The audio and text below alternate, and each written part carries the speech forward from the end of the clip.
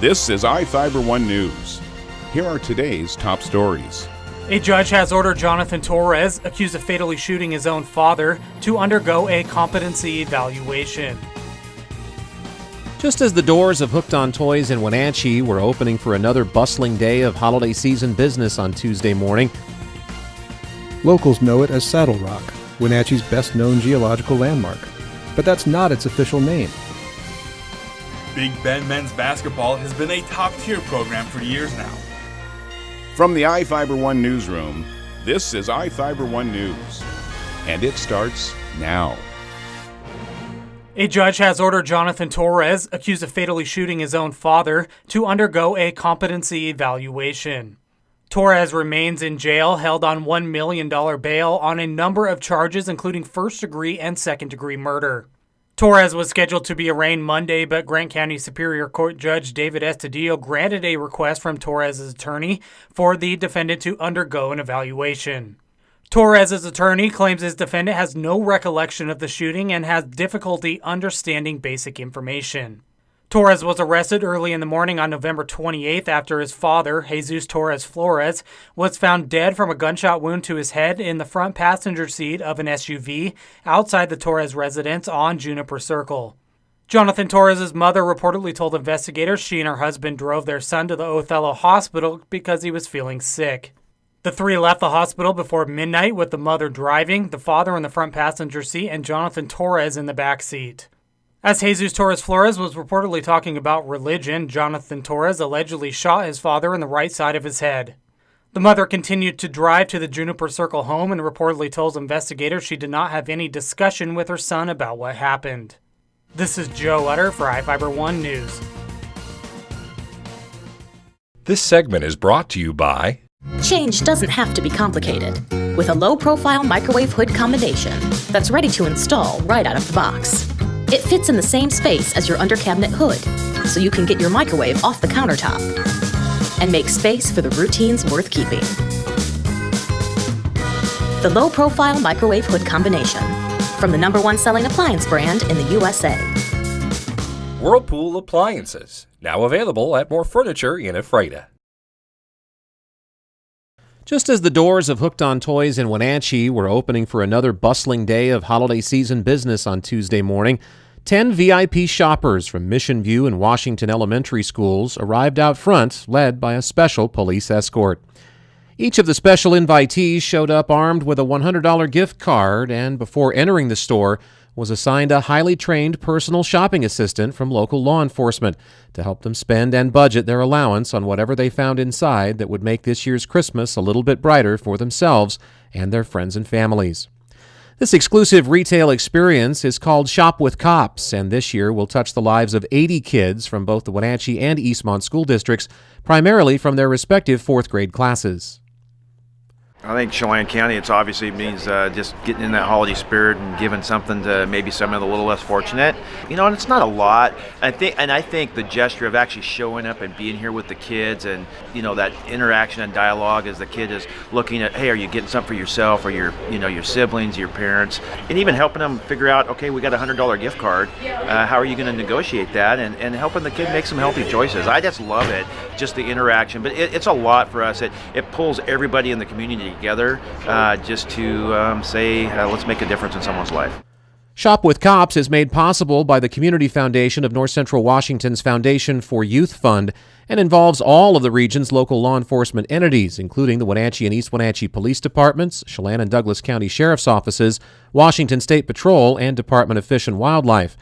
The event also includes professional staff and dispatchers from the Wenatchee PD, State Patrol, and members of the local Volunteers and Police Service Program who assist in the wrapping of whatever gifts the students select from Hooked on Toys. Along with the fun of picking out some presents to put under this season's tree, Shop with Cops also helps the children attain a trust for law enforcement officials by presenting them in a positive and non-threatening capacity in which they can easily form a bond as well.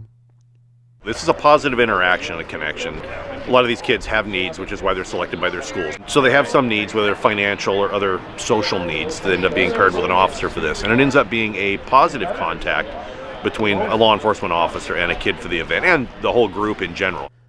The $8,000 in gift cards is provided by the Foundation for Youth Fund, and the students who shop with cops are identified as being in need by the teachers, counselors, and administrators of the schools they attend. Reporting for iFIBER 1 News, I'm Chris Hansen. This segment is brought to you by Your taste buds bored? Well, then bring them to Jay's Teriyaki. Not only does Jay's have a variety of teriyaki dishes, they also offer mouth-watering salads and sides. Call Jay's 509-764-5155. Jay's Teriyaki, located at 123 East Broadway in Moses Lake, because it's all in the sauce. Locals know it as Saddle Rock, Wenatchee's best-known geological landmark. But that's not its official name. On mining claims and federal maps of the area, the formation is called Squaw Saddle, derived in part from a derogatory name for Native American women. On Friday, the Washington Committee on Geographic Names took on a proposal to change the designation, Saddle Rock for the mountain and Saddle Gap for the dual formation at the peak. The proposal originated with Wenatchee historian Bill Lehman, who applied in September to change the name. Squaw is such a derogatory term.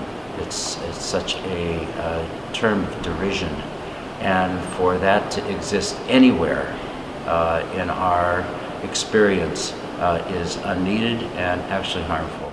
Randy Lewis, an elder of the Wenatchee Indian tribe, agrees.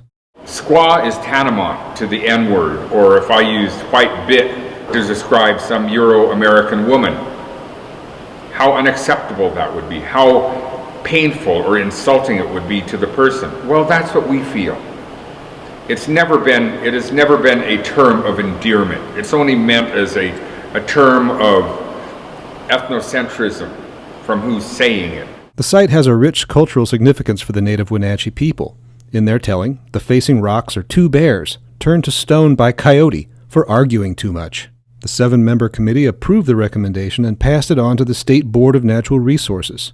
It's not the last stop. First, the State Board must approve the new names, then the United States Board of Geographic Names must give final approval. But as Bill Lehman's original proposal shows, no one's used the name Squaw Saddle for decades. For everyone who lives beneath it, climbs on it, or just gazes upon it, it's just Saddle Rock. Jefferson Robbins, iFIBER 1 News. Big Bend men's basketball has been a top-tier program for years now.